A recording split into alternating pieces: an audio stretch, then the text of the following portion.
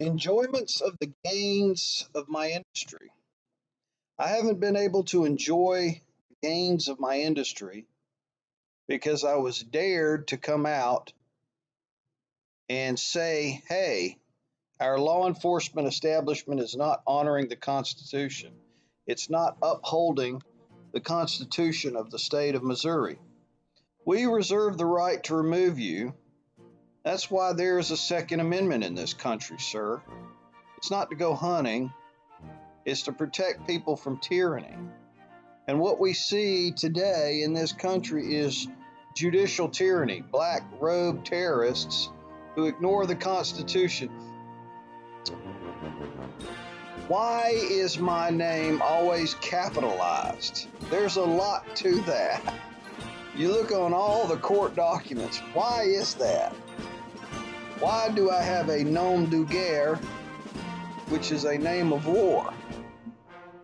There's something more going on than meets the eye here, and I was trying to point that out to the people, and they were so afraid of it they tried to kill me.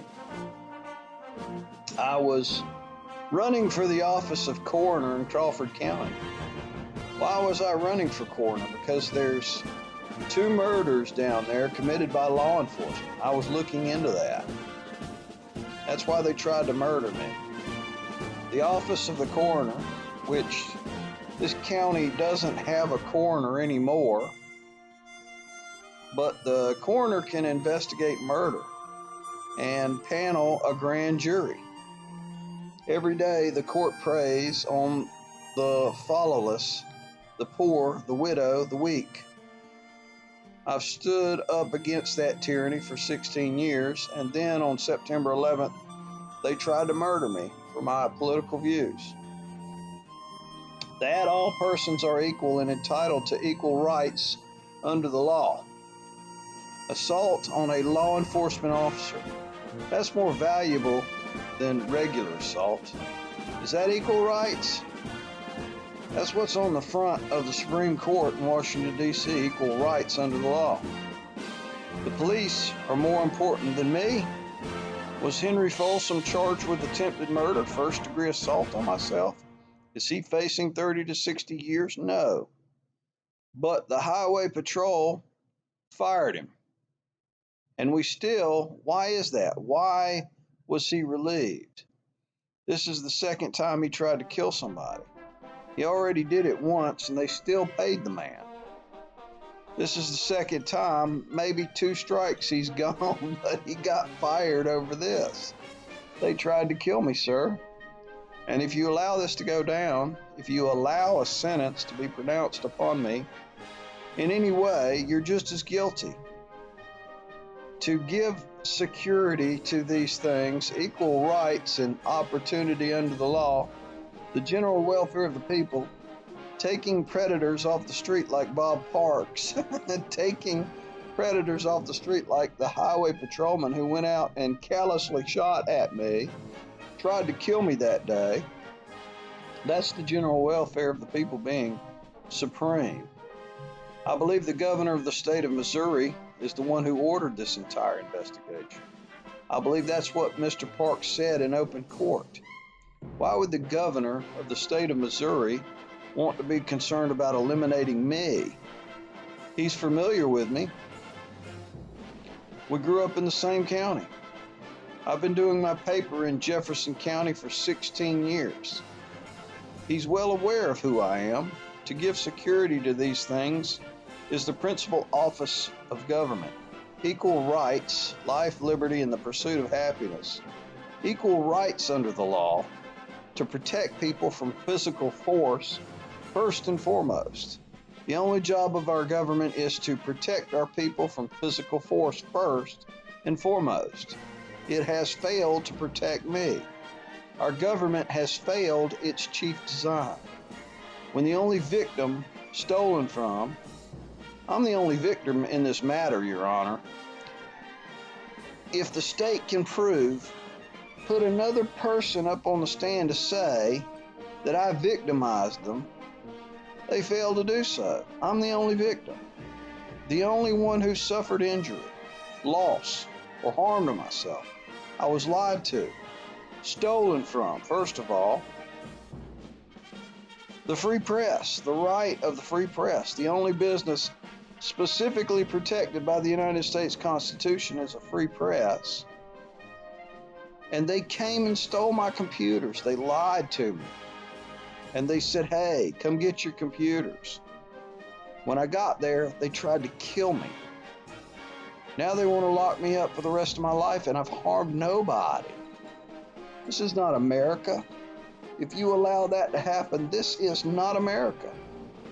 This is not why thousands and billions of people have died on the battlefield to protect. The Gettysburg Address was delivered 150 years ago. Government of the people, for the people, and by the people shall never perish from the face of the earth. It's just about perished if you allow this to happen. There is no evidence whatever to sustain a conviction. That's a legal reason for you to overturn this conviction right now. And maybe my lawyers couldn't convey that strongly enough to you because they're going to be able to go home tonight. Should you not act and do the right thing here, I'm going to have to go back to a jail cell and make phone calls for 50 cents a minute when I have no money to call anybody. I'm going to have to go to prison, go to No More Victims Lane when there is no victim in this matter. I'm the only victim, Your Honor. I'm the only victim. The government has failed its chief design. Should you not do your responsible thing today? You took an oath to uphold the Constitution, I would assume, or you should have. I would appreciate it if you honor that oath. Therefore, there is no evidence to sustain a conviction, none whatsoever. The only evidence you had to sustain a conviction was the testimony of Henry Folsom. And I've just demonstrated beyond a reasonable doubt that my weapon was right there on my left-hand side. If you're interested in justice, maybe we can review the tapes. Maybe you can freeze frame it. Maybe my lawyers can introduce that into evidence. Maybe they'll want to introduce the fact that Henry Folsom said, hey, get your hand off the gun. Did you hear that? I didn't hear it. It's not on any of the tapes. He said, hey, I've got papers for you to sign for your computers. That's not on any of the tapes. Henry Folsom, as a matter of fact, said, Jeff, I've got your computers right here. Jeff, I've got your papers right here. Get your hand off the gun. And then 20 minutes later in his interview with the Highway Patrol, the question is asked to him, how long did it take until you pulled into the parking lot until shots were fired? 12 to 15 seconds. Just long enough to say what are you doing with that gun? That's your star witness. 3 things right there he was impeached on. 2 of the 3 things my lawyers didn't even bring up to you. Now, I don't know what the definition of ineffective assistance of counsel is, but I believe that is right there.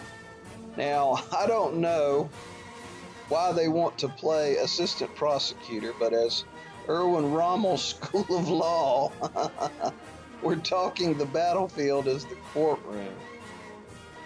The judge and the enemy, the judge and the PA are your enemy, and your lawyer is the enemy's spy. And in this matter, that's exactly what happened here.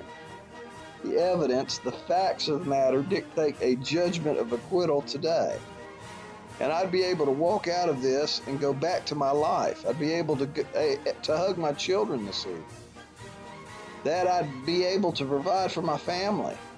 That's what justice dictates today, not just us. You have no obligation to protect this wicked system, and it is wicked, Your Honor. You as a man can stand up against this tyranny and let him go and say, let him go. Justice demands that the conviction be sustained. The convictions be overturned. there is no evidence to sustain a conviction, and I be set free.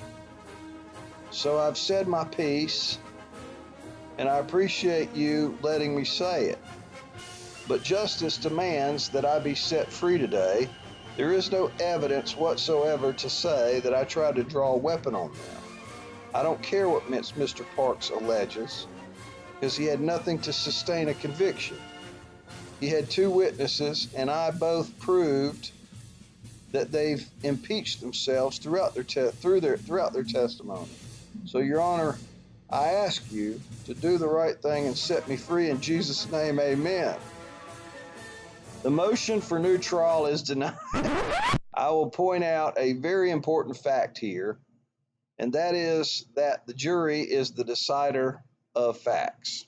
The jury is only good enough to act on the information that was provided, and that's what I have to act on as well. You know what, Your Honor? You're a fraud. If you allow this conviction to stand, you are a fraud, sir, and you will be judged. Judge not lest you be judged. And if you don't set me free, then you're just as bad as they are. You're an attempted murderer. No one having shown any legal reason why judgment of sentence, I believe I did show legal reason, should not be pronounced. It is the judgment and sentence of the court on count one. That's the felony possession of controlled substance charge, that the defendant serve a term of 2 years in the Missouri Department of Corrections. On count three, that's the misdemeanor possession of a controlled substance charge. The defendant serve a term of 1 year in the Franklin County Jail. On the count, I believe it's count four, the charge of attempted assault of a law enforcement officer in the first degree, the defendant serve a term of 30 years in the Missouri Department of Corrections. And on count five, the armed criminal action charge, defendant also serve a term of 30 years in the Missouri Department of Corrections. I will point out that those were the recommendations that the jury made after the sentencing hearing, and it's my practice not to override or undercut either way the jury's recommendation as to sentence. However, it is the judgment or the order of the court that those four sentences be served concurrently. It would be the intention of the court that the defendant serve a total of 30 years in the Missouri Department of Corrections. For what? For what? Credited with all time served awaiting disposition, there will be a crime victim's compensation final judgment in the amount of, what is it, $68? $68, which is directed to be entered. Mr. Weinhaus, there's two things that can happen at this point, and I suspect both will. First of all, you do have the right to appeal the conviction to the Missouri Court of Appeals, Eastern District in St. Louis. That needs to proceed first. Mr. Eastwood, are you going to file a motion, or a notice of appeal? Yes, sir. I'm going to timely file a notice of appeal with this court. Notice of appeal has to be filed within 10 days, and then you have time to get transcripts made and all of that sort of thing. Normally, the trial attorney is not hired for trial and appeal. You can, of course, hire Mr. Eastwood for the appeal or another attorney for the appeal. If you are indigent, you may apply for the public defender as well. If you wish to file an application for public defender services, I believe the court has one on file already. That's some months old. It's current. I haven't been able to do anything for the last 8 months. I've been in jail, locked up, and you know what? I understand that. You know what? You're a fraud. I would recommend that you file a new application for public defender services. Do you have those at the sheriff's office? 30 years for what? I believe it would be filed in the Department of Corrections for the appeal attorney, because it wouldn't be the local attorneys that would represent him on the appeal. Well, at any rate, you need to get that filed. I want to know why you wouldn't give me another trial. Mr. Weinhaus, I'm not going to debate that with you. The debate is over, buddy. You're doomed. At any rate, the appeal has to proceed first. I can't put a time limit on that. Could be looking at 6 months, 8 months, 10 months, even up to a year before the appeal gets decided. That's not up to me. Once that appeal is ruled on, the Court of Appeals, of course, can do one of two things. They can affirm the conviction, or they can reverse all the convictions, or somewhere in between, affirm some, reverse some. That's going to be up to them. But in the event that one or more of these convictions is affirmed, after that, you have the right to proceed with your post-conviction rights under Rule 2915, and that's what I need to inform you about now. I don't know if you've been informed of this or not, but I need to go over it in any event. You have the right to file the post-conviction motion in this court to vacate, set aside, or correct your conviction or the sentence in this case. If you claim first that your conviction or the sentence imposed violates the Constitution of the United States, which it does, and you're aware of that, sir, or the Constitution of the laws of the state of Missouri, or two, that this court was without jurisdiction. I believe it is. That's not the American flag. My name is not all capitalized. Mr. Weinhaus, you know what? You need to do your job, Your Honor. You've had your opportunity to speak. I'm doing my job, and it's my turn to speak. No, you're not. You're a fraud. You're a fraud. Number 3, the third grounds is if the sentence imposed is in excess of the maximum sentence authorized by law. You're a fraud. Or 4, that you received ineffective assistance of counsel, which you already referred to. A post-conviction motion is an exclusive procedure by which you can seek relief for those 4 types of claims. The forms will be provided for you at the Department of Corrections upon your request. No cost, deposit, filing fees are necessary in order to file that motion. What normally happens if you file the post-conviction rights, since the case is assigned to me, it would come to me. I would appoint appellate counsel out of Columbia to represent you on those post-conviction rights, and they would have an opportunity to file an amended motion. Let me ask you this. Post-conviction, we're at post-conviction right now. Why won't you do the right thing? The evidence is very clear, Your Honor. Mr. Weinhaus, the evidence is not very clear because most of the things you were talking about, there was no evidence of at trial. What I'm trying to explain to you is the timing of filing the post-conviction.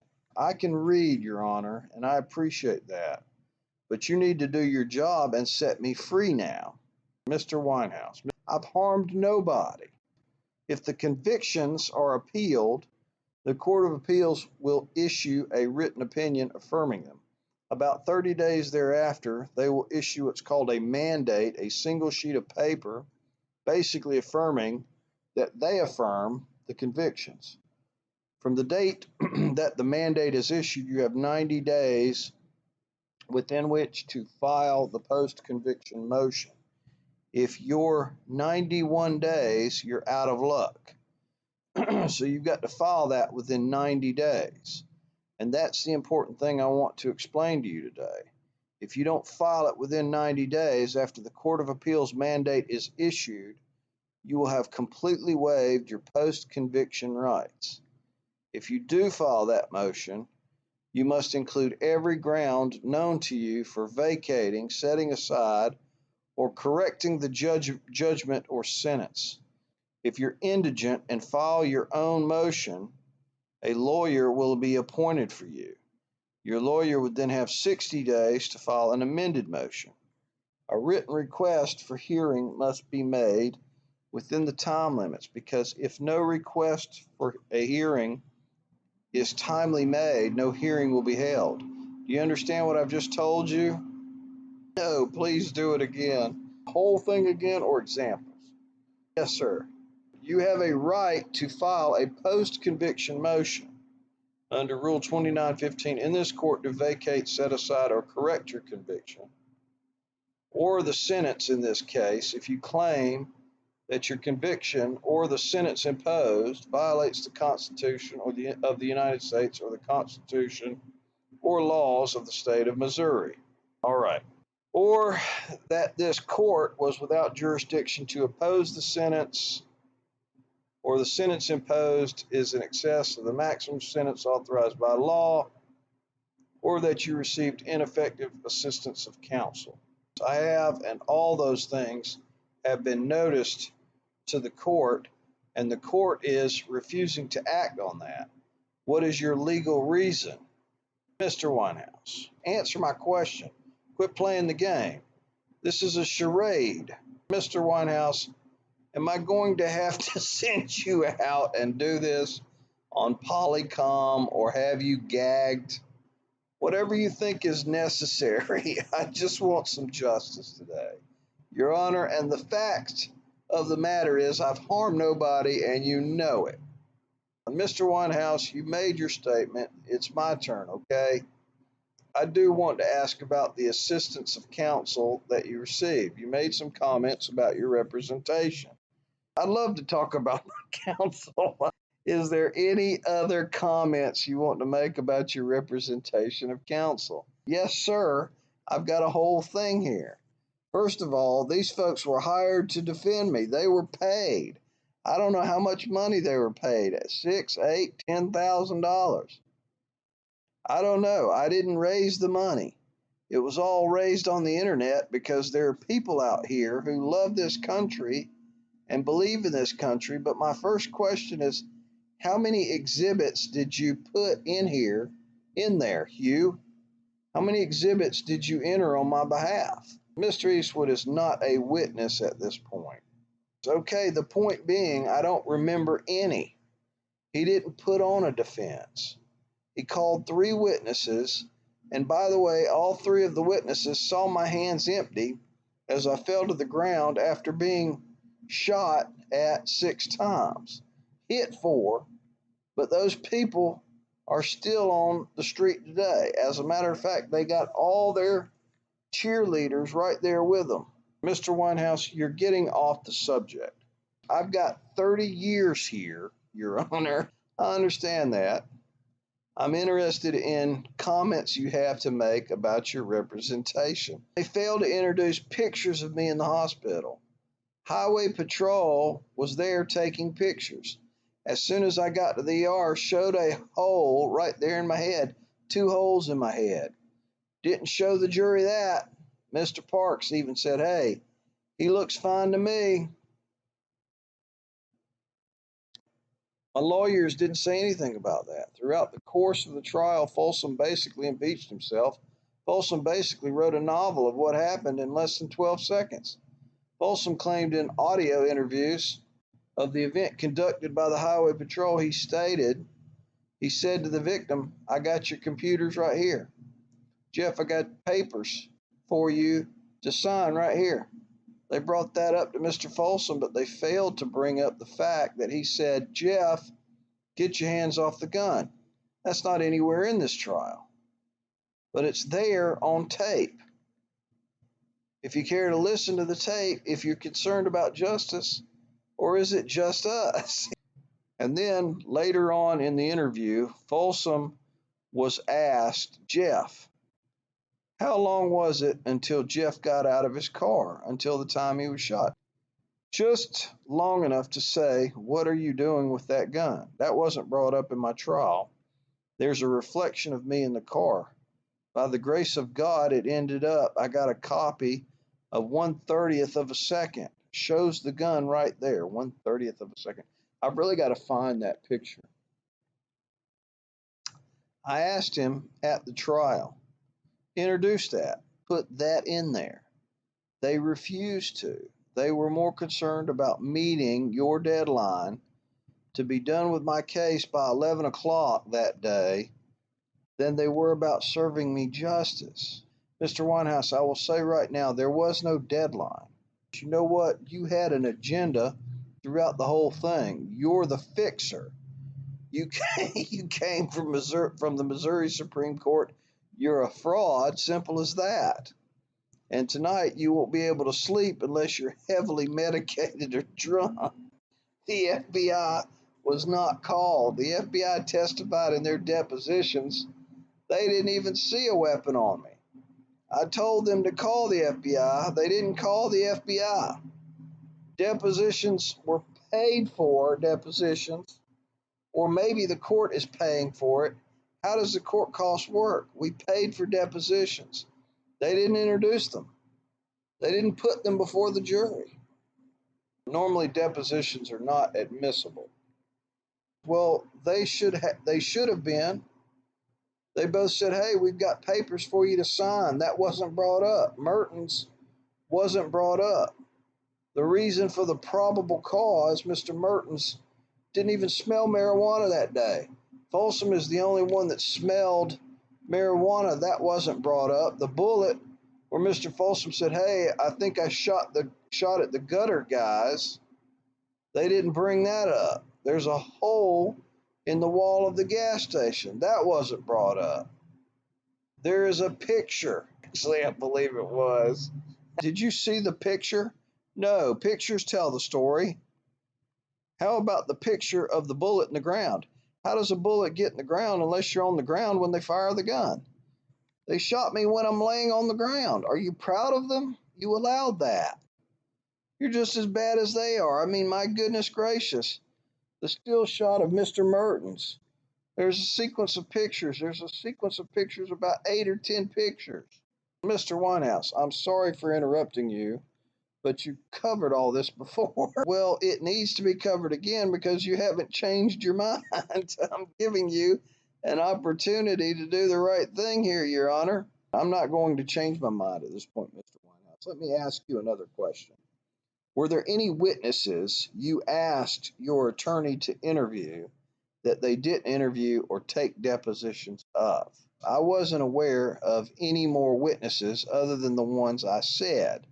The FBI, they weren't called to the stand. The 3 witnesses, I don't know about all the people who were in the gas station. Why was the troopers who showed up on the scene first, why were they not interviewed? Why was the dash cam not introduced? Hey, whose side are they on? The still shot. You had copies and an opportunity to review the police reports. Is that right? Yes, sir. Obviously, I have reviewed the police reports.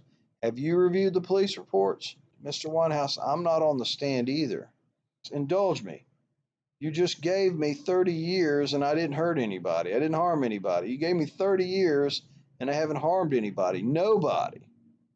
I'm the one who's been harmed. I'm the victim. That makes you the criminal, and you'll be able to sleep tonight, huh? Go home to your family, hug your grandkids, huh? You're the criminal. You're the one who's caused injury, loss, or harm. You are a black robe terrorist and enemy combatant, no different than Osama bin Laden. Oh, you think that's funny? I do. It is rather amusing. Really, you think that's funny? My lawyers didn't have the jury instructed to ask you to instruct the jury to disregard the video, did he? Why wouldn't you instruct the jury to disregard that video? Once again, these are all things you've covered already. It's on the record, and it's going on the record again. You asked me if I had reason for ineffective assistance of counsel. I'm trying to give you those reasons. Now, will you allow me to do that? I'm already going away for 30 years. You've done it once. I didn't hurt anybody or rape anybody. I didn't get 90 days. I didn't get anybody. I didn't kill anybody and get 14 years. I didn't go around and shoot up the county and get 120 days. I didn't have a drug deal go bad, shoot up people and get probation. The jury was not instructed to say, hey, if he doesn't testify, then don't hold that against him. Did you tell the jury that? No. My lawyers didn't call up Jim Byrne. Jim Byrne is a computer expert who spent hours researching this case. He's the one that showed my hands were in the air when they shot me, and that I was going down on the ground when they shot me, okay? None of that was. They didn't bring up any of that. He wasn't interviewed. He wasn't called as a witness. Jim Byrne is the one that said, hey, he didn't say you're going to have to shoot me, man. He said you don't have to shoot me, man. Now, would that make a difference to the jury if I said you don't have to shoot me and I'm going down on the ground and my hands are in the air, I'm surrendering? Do you think that would make a difference? I do. No picture was shown of the bullet in the ground introduced. How about the communication officer talking to Dave Bauer of the Highway Patrol? The CD, the audio CD that David Bauer was asked on the phone, what's going on? Oh, Weinhaus, they're messing with Weinhaus. And Bauer comes back and says, oh, they're messing with Weinhaus again.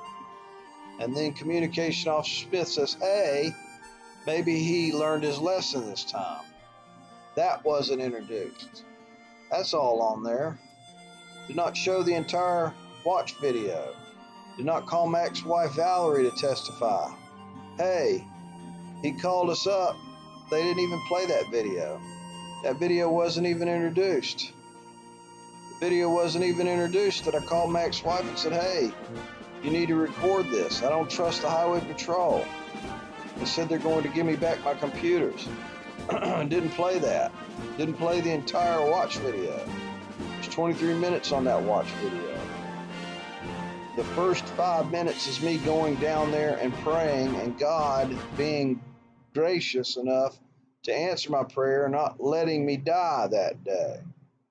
After they tried to murder me, after you tried to murder me, because you're just as guilty now. Woe unto you. And the road officer pulled in. They didn't show the dash cam of the road officer pulling in, and Folsom and Merton standing there. Get away, get away, get away. They tried to kill me that day. Your Honor, still shots were not introduced into evidence. How could he not introduce those still shots into evidence? They vindicate me. Ain't nothing changed.